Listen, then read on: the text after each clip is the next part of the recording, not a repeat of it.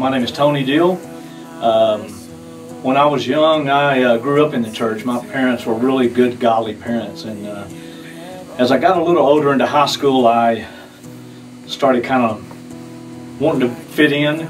And so I kind of had that double life where I went to church on Sunday, but then during the week I wanted to hang out and do things with my friends that I shouldn't be doing. So that went on through high school and college.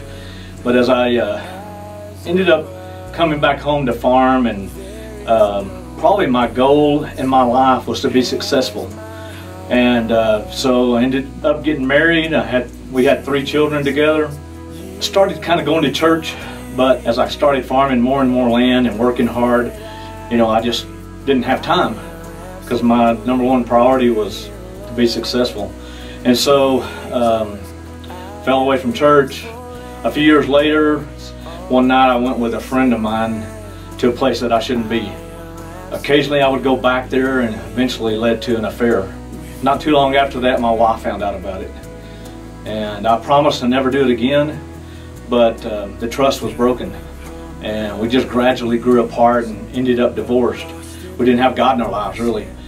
I ended up meeting another lady, and we dated for a couple of years, and things were good, and I got remarried.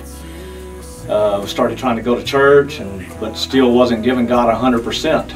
So we gradually fell off of going to church, and one night I came home and I found her texting someone, and I took the phone away and found out she had betrayed me. How could she do that to me? I had given her everything. It felt like she stabbed me in the back. I couldn't believe it.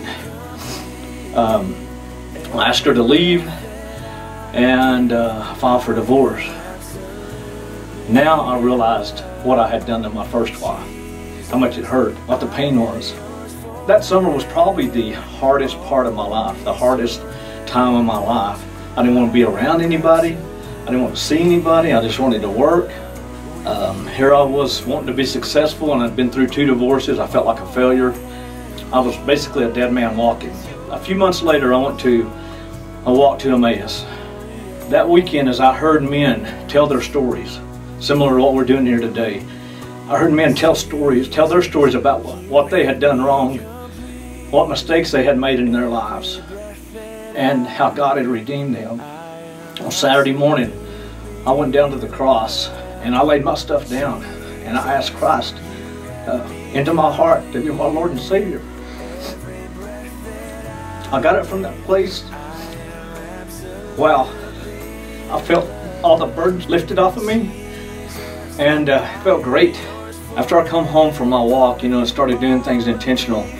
One of the things I read in the Bible, Matthew 6:14 and 15, is about forgiveness. It's about God tells us if we'll forgive people that's wronged us, that He will forgive us. And if we don't forgive people who's wronged us, He won't forgive us. And so that really bore heavy on me, but I had a lot of unforgiveness in my heart. And so I decided I was going to do it. I actually went to my first wife and asked her to forgive me for what I had done. And then I drove down to where my second wife was working at. I knew where she worked, and I told her that I was sorry if I had done anything, but that I forgave her for what she did to me. I've never had any hard feelings ever since. And so it's so true about forgiving people. Probably a month or 2 after that, I started going to church here at Calvary. I was trying to do everything right. I began praying for God to send me a wife, a godly woman in my life.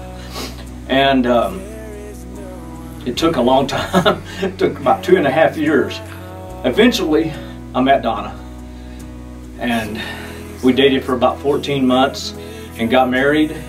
And we've been married, it'll be 6 years in April. Wow, what a godly woman she is. She's been great to my kiddos. She's been great to my grandchildren. She's a helpmate for me. And I feel like God has really blessed me. And I love you, Donna. I just feel like that God has changed so many things in my life, because I'm trying to follow Him. Thank the Lord. That's my story.